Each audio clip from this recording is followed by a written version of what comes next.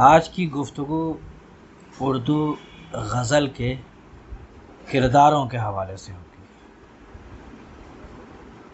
یہ جب غزل کے کرداروں کی بات آتی ہے تو ہو سکتا ہے کچھ لوگوں کے لیے چونکانے والی بات ہو، اور ان کے لیے انہیں حیرت ہو کہ صاحب یہ کیا چیز ہے، چونکہ بالعموم اس طرح کردار کی کوئی بات غزل میں آتی نہیں ہے۔ کردار کا تصور ہمارے یہاں فکشن سے وابستہ سمجھا گیا ہے یا ڈرامے سے، کہ صاحب اس میں کردار ہوتے ہیں مختلف۔ سچی بات یہ ہے کہ کردار تو غزل میں بھی ہے، کردار مرثیے میں بھی ہے، کردار قصیدے میں بھی ہے، مثنوی میں بھی ہے۔ کردار کے بغیر کوئی صنف وجود میں نہیں آ سکتی ہے۔ البتہ یہ کہا جا سکتا ہے کہ کردار کو کس طرح پیش کیا جا رہا ہے مختلف اصناف میں، یہ ایک الگ مسئلہ ہے۔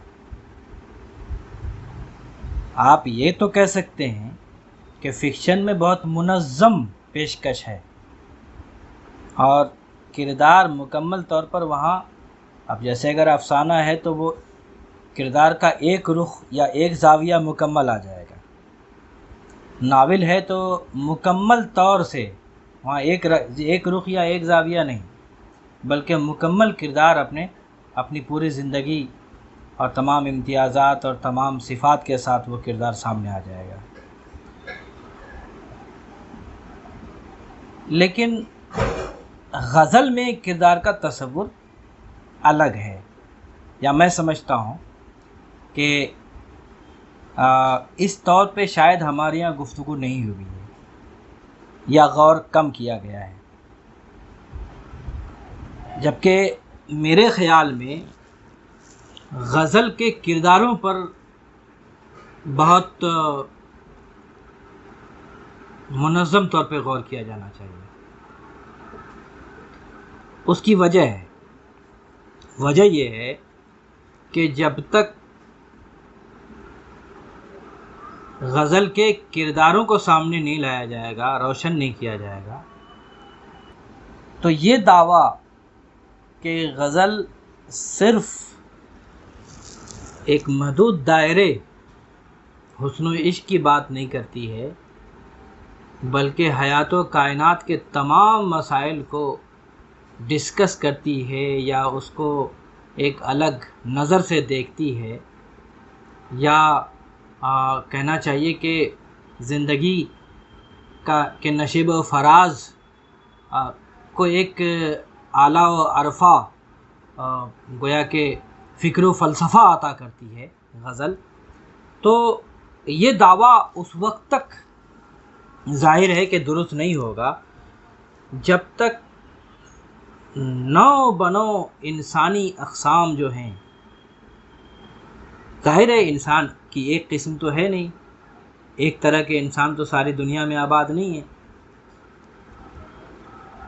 ظاہر ہے کہ سینکڑوں قسم کے انسان ہیں، سب کا الگ رنگ ہے، سب کا الگ مزاج ہے، سب کی الگ خصوصیت ہے، اور اخلاقی نقطۂ نظر سے بھی اس کو دیکھا جا سکتا ہے۔ تو یہ دعویٰ کس طرح درست ہو پائے گا جب تک ان تمام انسانوں کی قسمیں ہماری غزل کے پردے پر نظر نہ آئیں۔ جس طرح فلم میں ہم دیکھتے ہیں کہ کرداروں کا ایک گویا انبار ہے، کرداروں کا ایک جنگل ہے، یا ڈرامے میں یا فکشن میں، اور پھر ہمارے سامنے زندگی اپنے تمام رنگوں کے ساتھ ظاہر ہے کہ روشن ہوتی ہے، بالکل اسی طرح غزل میں بھی بغیر تمام کرداروں کے جتنے طرح کے انسان ہیں، جتنے رنگ کے انسان ہیں، جتنی طبیعتوں اور مزاجوں کے انسان ہیں، ان سب کی حاضری، سب کا چہرہ، سب کا کردار اور سب کی شخصیت جب تک غزل میں سامنے نہیں آتی ہے تو ظاہر ہے یہ دعویٰ بالکل غلط ہوگا، درست نہیں ہوگا کہ غزل حیات و کائنات کو مکمل طور پر پیش کرنے اور ایک اعلیٰ و عرفہ فکر و فلسفہ عطا کرنے کی استعداد رکھتی ہے، یہ دعویٰ صحیح نہیں ہوگا جب تک تمام طرح کے انسانوں کو اس پردے پر نہ دکھا دیا جائے۔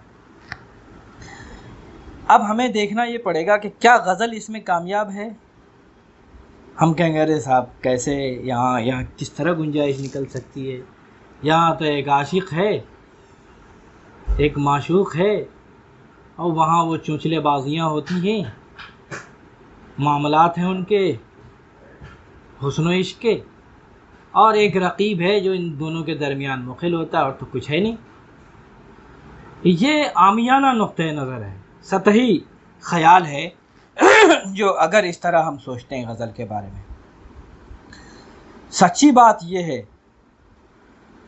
کہ فکشن کا طریقہ کار تو یہاں کردار کے حوالے سے اختیار نہیں کیا گیا کہ کردار کو منظم طور پر پیش کیا جائے، سلسلے وار پیش کیا جائے، اور اس کا کوئی ایک رخ تو کم سے کم سامنے آ جائے یا مکمل سامنے آ جائے۔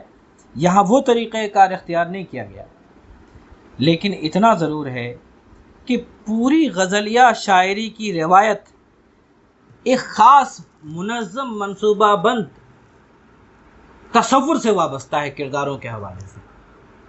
ہر کردار کا تصور واضح ہے یہاں، عاشق کیسا ہوگا، معشوق کیسا ہوگا، رقیب کیسا ہوگا، اس کی خصوصیات کیا ہوں گی، ہماری پوری روایت میں یہ تقریباً طے ہو گئی ہے، اور بلکہ یک سرے منہ اس سے تجاوز نہیں کرتے ہیں یہ کردار، بالکل اسی طرح ہیں یہ استحکام کے ساتھ، اور اس کا تصور بہت واضح ہو گیا ہے، اس کی خصوصیات بہت نمایاں ہو گئی ہیں۔ اس کو ذہن میں رکھنے کی ضرورت ہے۔ ایک رسومیات طے ہو گئی ہر کردار کے حوالے سے کہ کس کردار کو کیسا ہونا چاہیے، اور کہنا چاہیے کہ یہ کہنا بھی غلط ہے کہ یہاں عاشق، معشوق اور رقیب ہے اور کچھ ہے نہیں۔ اول تو یہ ہے کہ اگر عاشق ہے، معشوق ہے اور رقیب ہے، یہی تینوں ہیں، مان لیا جائے تھوڑی دیر کے لیے، تو کیا یہ تنگ ہے ان کا دائرہ؟ کیا ان کا تصور چھوٹا ہے، محدود ہے؟ کیا ان تینوں کرداروں میں زندگی کے تمام کردار سمٹ کر نہیں آ جاتے ہیں؟ یہ غور کرنے کا پہلو ہے۔ اگر آپ اپنی غزلیہ شاعری کی روایت پر نظر ڈالیں تو 3 طرح کے کردار نظر آئیں گے، یا کہنا چاہیے 3 حصار میں، 3 سرحدوں میں، 3 دائروں میں آپ ان کرداروں کو رکھ سکتے ہیں۔ ایک دائرہ ہے فرسٹ پرسن کا، جس کو آپ فرسٹ پرسن کہتے ہیں، یعنی پہلا کردار۔ اس میں عاشق، قلندر، رند، درویش، فقیر اور اس قبیل کے اور کچھ کردار آ جائیں گے جو اس کے ہم معنی ہوں گے، یا ہم صفت ہوں گے، یا ہم وصف ہوں گے، ہم کردار ہوں گے۔ ایک دائرہ آئے گا معشوق، محبوب، ستمگر، ظالم، قاتل، ساقی، مغبچہ، یا کہنا چاہیے کہ پیر مغاں، یا کہنا چاہیے کہ اس قسم کے، اس نوع کے کردار، یا سجن، اور بھی اس طرح کے اور بھی لفظیات۔ صنم ایک بہت جامع لفظ ہے، اس کے بارے میں گفتگو الگ سے کروں گا میں ابھی۔ یہ دوسرے دائرے کے کردار ہیں، اس کو آپ صیغہ واحد یا جمع حاضر کہہ سکتے ہیں، یا مخاطب کہہ سکتے ہیں، سیکنڈ پرسن۔ اور تیسرا دائرہ ہے جس کو تیسرا کردار بھی کہہ سکتے ہیں آپ، صیغہ واحد یا جمع غائب، یا کہنا چاہیے تھرڈ پرسن، تیسرا کردار۔ اس دائرے میں رقیب، غیر اور واعظ، ناصح، ملا، شیخ، محتسب، زاہد یا اس قبیل کے اور کردار ہیں۔ تو 3 دائرے میں غزل کے کرداروں کو آپ رکھ سکتے ہیں، first person, second person, third person. صیغہ متکلم، چاہے واحد یا جمع ہو، یا پھر دوسرا کردار ہے صیغہ حاضر یا مخاطب، چاہے واحد یا جمع ہو، اور تیسرا کردار ہے صیغہ غائب۔ 3 دائروں میں ان کرداروں کو منقسم کر سکتے ہیں۔ اور میں عرض کر دوں، یہ جو 3 دائرے بنائے گئے ہیں، پوری انسانیت ان تینوں دائروں میں سمٹ آتی ہے۔ ہر قسم کا لاکھوں کروڑوں کردار ہو جائیں، دنیا میں 9 بنوں کے انسان ہیں، سب کا الگ الگ مزاج ہے، الگ الگ نفسیات ہے، الگ الگ پس منظر ہے، الگ الگ عادتیں ہیں، خصلتیں ہیں، خصوصیات ہیں، لیکن ان تینوں دائروں میں جو کردار بیان کیے گئے ان سب میں یہ سمٹ آتے ہیں۔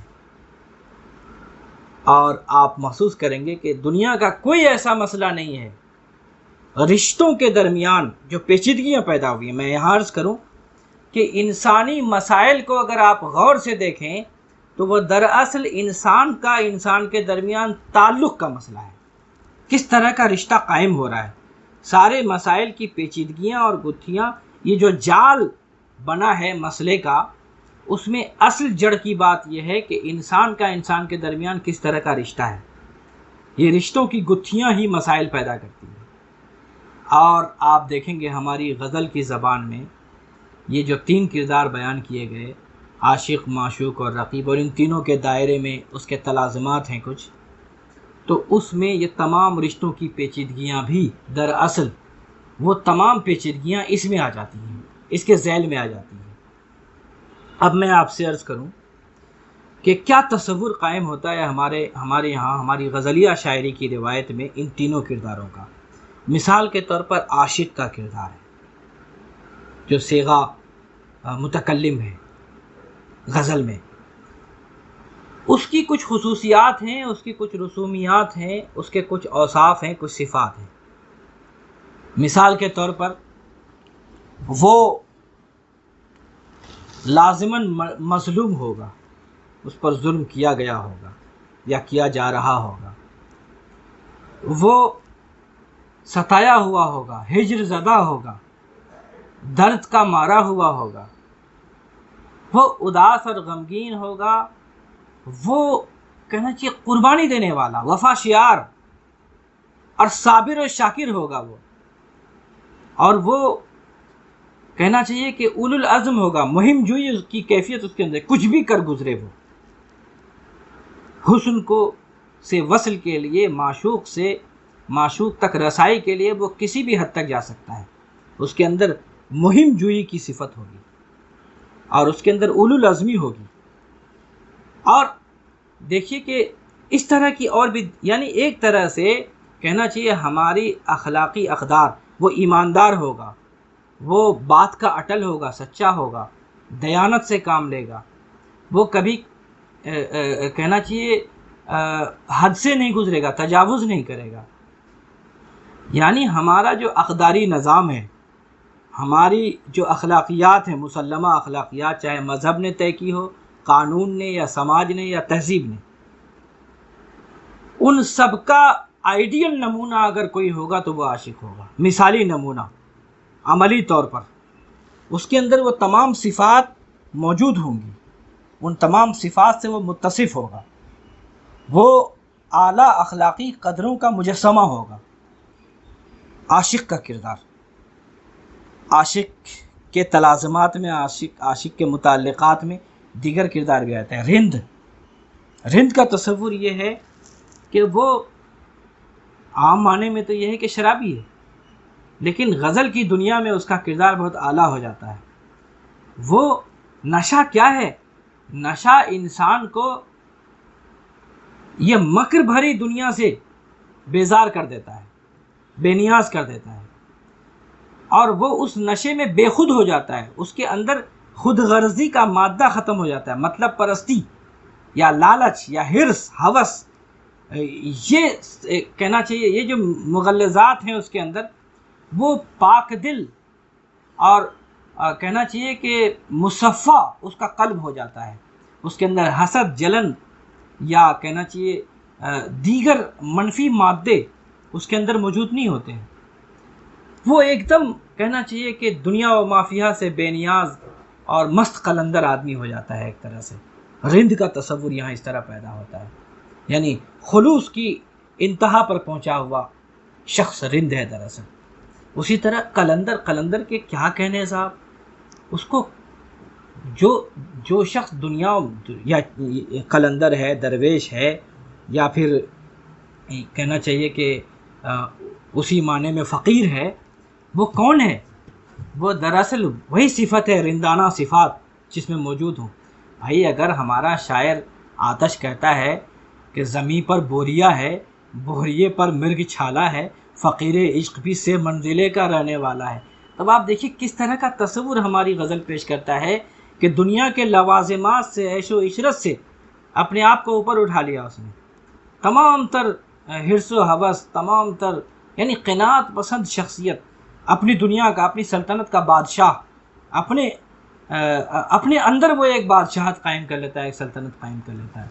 یہ کردار ابھرتا ہے فرسٹ پرسن کا، یا پہلا کردار ہمارا جو ہے، یا صیغہ متکلم کا کردار ہماری غزل میں۔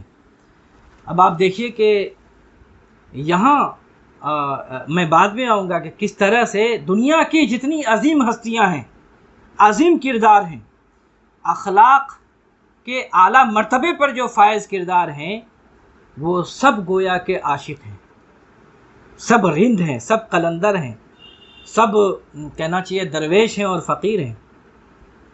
کسی بھی میدان کا عظیم انسان وہ اس مقام پر فائز ہے۔ دوسرا کردار جو غزل کا بہت اہم ہے، محوری کردار ہے، مرکزی کردار ہے، عاشق ہی کی طرح وہ معشوق ہے، اور اسی کے متعلقات میں ستمگر، قاتل، ظالم، سجن، پیا اور بھی اس قبیل کے کچھ صنم ایک لفظ ہے۔ اب میں یہاں صنم پر رکنا چاہتا ہوں۔ صنم پتھر کا بنا ہوا ہوتا ہے۔ پہلی صفت کہ اس کا خمیر، اس کا وجود پتھر ہے، اس کی اصل پتھر ہے۔ محبوب کو یا معشوق کو ہماری غزل میں صنم کہا گیا۔ پتھر کی کیا صفت ہے؟ وہ منجمد ہے، بے حس ہے، ساکت ہے، اس پر سرد و گرم کا، نشیب و فراز کا کوئی اثر نہیں ہوتا، اور وہ کہنا پتھر ہو گیا ہے۔ معشوق کی وہ تمام صفات اس صنم میں سمٹ آتی ہیں کہ وہ بے حس ہے، وہ عاشق کی تڑپ کا، اس کے درد کا اور اس کی آہ و بکا اور نالو و فغاں کا کوئی اثر قبول نہیں کرتا۔ صنم کہا گیا اس کو۔ صنم کی دوسری صفت، وہ نرا پتھر نہیں ہے، بلکہ پتھر کو سلیقے سے تراشا گیا ہے، اور تراش کر کے اس کو حسن کا مجسمہ بنایا گیا ہے، اور اس قدر موزونیت ہے، اس قدر متناسب اعضاء ہیں اس کے، اور ایک ایک چیز اس کی مثالی ہو گئی ہے حسن میں۔ کیا چہرہ ہے، کیا ناک ہے، کیا آنکھیں ہیں، کیا دست و بازو ہیں، ایک ایک چیز، کیا پیشانی ہے، کیا زلفیں ہیں، صنم کی ایک ایک چیز ترشائی ہوئی ہے۔ محبوب حسن کا مجسمہ ہے۔ محبوب کا تصور ہمارے یہاں حسن کی انتہا کا نام ہے محبوب، حسن کی معراج کا نام ہے معشوق۔ صنم میں وہ تمام صفات موجود ہیں۔ صنم کی اور بھی بہت سی خصوصیت ہے۔ صنم کی ایک خصوصیت یہ بھی ہے کہ صنم وہ ہے جس کو دیکھ کر خود عاشق کا یا دیکھنے والے کا وجود متحیر ہو جائے، ششدر ہو جائے، اور وہ سراپا حیرانی کا مجسمہ بن جائے دیکھنے والا، لیکن اس پر بھی ظاہر ہے کہ وہ بے حس و حرکت، اس پر کوئی اثر نہیں ہو رہا ہے۔ اور صنم کی آخری صفت یہ ہے، صنم کا آخری مسئلہ یہ ہے کہ صنم یقیناً معبود ہوگا، صنم یقیناً وہ وجود ہوگا جس کی پرستش کی جائے اپنی صفات کی وجہ سے، اپنے حسن کی وجہ سے۔ چنانچہ ہر عاشق اپنے معشوق کو اس حد تک چاہتا ہے کہ اس کو معبود کے درجے پہ فائز کرے، اس کی پرستش کرتا ہے، اس سے عقیدت کی انتہا، محبت عقیدت میں تبدیل ہو جاتی ہے۔ یہ صفت بھی صنم میں پائی جاتی ہے۔ لفظ صنم پر غور کیجئے کہ ہماری کلاسیکی شاعری میں معشوق اور محبوب کے لیے کیا اصطلاح اختیار کی گئی ہے، کیا اصطلاح وضع کی گئی ہے صنم کی. صنم میں کتنی صفات موجود ہیں جو محبوب اور معشوق میں ہم دیکھتے ہیں. اب آپ دیکھیے کہ معشوق بالکل عاشق کے برعکس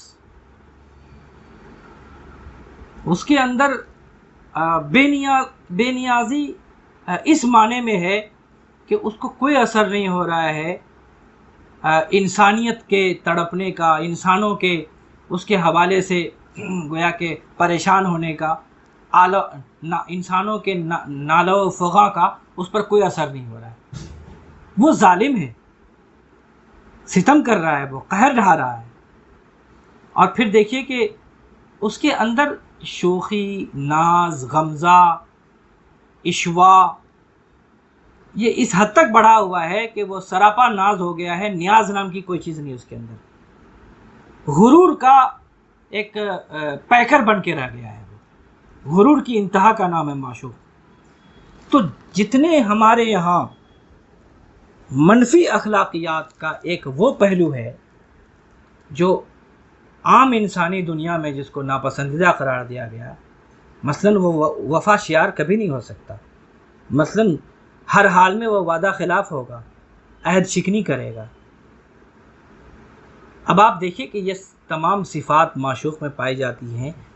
یہاں پر پھر میں دوبارہ عرض کروں گا عاشقی کی طرح کہ دنیا میں جتنے بے وفا لوگ ہیں، جتنے ظالم لوگ ہیں، جتنے قاتل لوگ ہیں، جتنے فساد پھیلانے والے لوگ ہیں، معشوق بھی حسن سے فساد پھیلاتا ہے، فتنہ پھیلاتا ہے.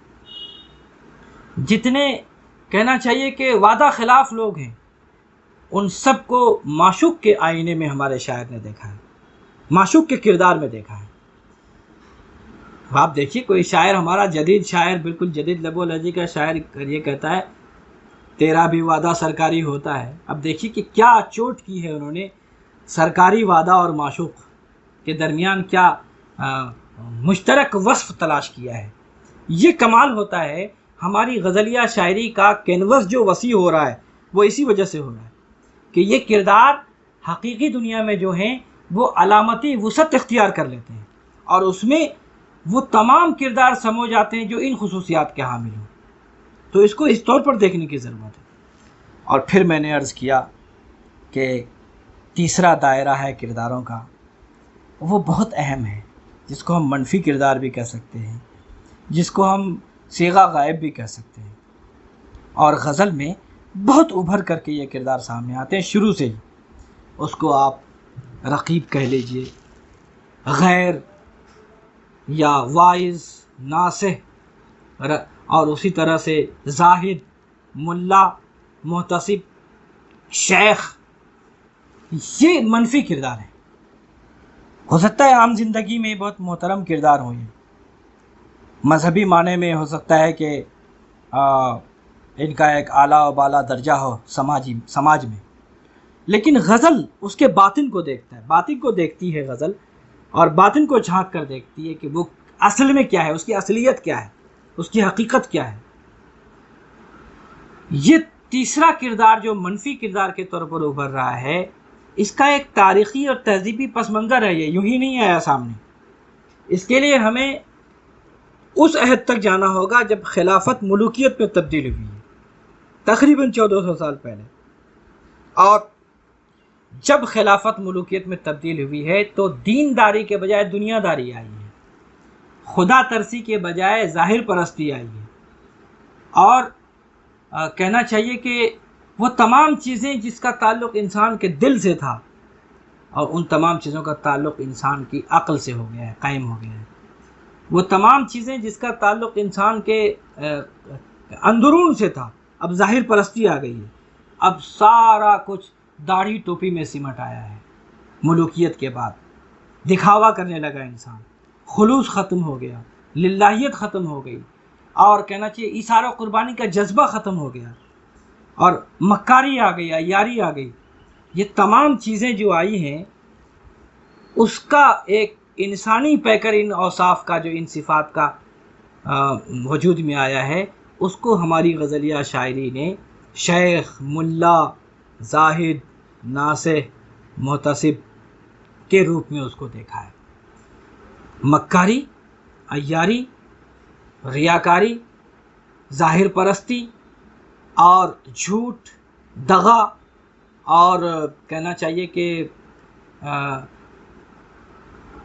جنون اور عشق اور جذبے کے بجائے سارا یعنی عقل کی چالیں چلنا، سازشی ذہن، فتنہ پھیلانا، یہ تمام خصوصیات جو ہیں یہ سمٹ کر کے جن کرداروں میں آئی ہیں، غزل نے اس کو شیخ کے طور پر دیکھا ہے، ملا کے طور پر دیکھا ہے، اور زاہد اور کہنا چاہیے کہ محتسب اور دیگر کرداروں کے روپ میں اس کو دیکھا ہے۔ منفی کردار جس میں رذائل اخلاق جمع ہو جائیں، جس میں بد اخلاقیوں کے تمام جتنی قسمیں ہو سکتی ہیں سب اس میں سمو جائیں، تو وہ کردار جو ہمارے سامنے آتا ہے غزل میں، وہ شیخ کے روپ میں زاہد اور ملا اور رقیب کی شکل میں ہمارے سامنے آتا ہے۔ اور اس سے نفرت، جن لوگوں نے یہ بات کہی ہے کہ غزل محبت کی شاعری ہے، ٹھیک ہے، بڑی حد تک یہ بات درست ہے، لیکن ہماری غزل صرف ایک جذبے کا نام نہیں ہے، محبت کا۔ سنسکرت شعریات میں 10 رسوں کا حوالہ آیا ہے، 10 طرح کے جذبات ہیں، 10 طرح کے احساسات ہیں۔ میں سمجھتا ہوں کہ اگر یہ 10 یا 9 رس کا اگر کہیں پر صحیح معنی میں نچوڑ دیکھنا ہے، اس کو شباب میں دیکھنا ہے، ان رسوں کو، ان جذبات اور احساسات کو، تو ہماری غزلیہ شاعری ہے۔ یہاں نفرت کا جذبہ بھی ہے، کیا رقیب سے محبت کا جذبہ پایا جاتا ہے؟ شاعر کس نفرت کا یا گالی تک کا استعمال کرتا ہے رقیب کے لیے، غصے کا، کہ جذبات کا اظہار کرتا ہے۔ تضحیک کا جذبہ بھی ہے، شیخ ملا کے لیے تضحیک ہے، یہاں پر حقارت، تحقیر، اس سے زیادہ تحقیر کسی کی نہیں کی گئی ہے۔ کون سا جذبہ ہے جو ہماری غزلیہ شاعری میں ان کرداروں کے حوالے سے مجزن نہیں ہوتا؟ اصل چیز دیکھنے کی ہے، یا کون سا مسئلہ ہے زندگی کا، یا زندگی کا کون سا روپ ہے جو ہمیں ان 3 طرح کے کرداروں میں نظر نہیں آتا۔ یہاں ظاہر ہے مثالیں بہت سی دی جا سکتی ہیں، مثلا شیخ کا کردار میر صاحب کی نظر میں دیکھ لیجئے آپ۔ شیخ جو ہے مسجد میں ننگا، رات کو تھا میں خانے میں، جبہ، کرتا، خرقہ، جبہ، خرقہ، کرتا، ٹوپی، مستی میں انعام کیا۔ اب آپ دیکھیے کہ شیخ کے دوغلے پن کو، دوہرے رویے کو، دوہرے کردار کو کس طرح تشت بام کرتی ہے غزل۔ غزل نے کیسے بے نقاب کیا ہے شیخ کے اس کردار کو، اس کی ریاکاری اور مکاری کو، کہ وہ دن میں تو بیٹھ کے خوب اللہ اللہ کرتے ہیں مسجد میں بیٹھ کے، لیکن رات میں اس کی عیاشیاں، اس کی رنگینیاں دیکھو۔ تو وہ اس کردار کے اس پہلو سے غزل کا شاعر سخت احتجاج کرتا ہے اور سخت نفرت کرتا ہے۔ تو کہنا یہ ہے کہ غزل کے یہ جو 3 مرکزی اور محوری کردار ہیں، یہ صرف حقیقی کردار نہیں ہیں، ان حقیقی کرداروں کے پردے میں دنیا کے رنگ رنگ کے انسان، بھانت بھانت کے انسان اصل میں نمایاں کرنے کا مقصد ہے، اور وہ ایک علامتی کردار ہیں۔ یہ خصوصیات جن کرداروں میں پائی جائیں گی، دراصل وہ تمام انسانیت اس میں سمٹ آتی ہے، عاشق، معشوق اور رقیب، شیخ وغیرہ۔ اس کو اس طور پر دیکھنے کی ضرورت ہے۔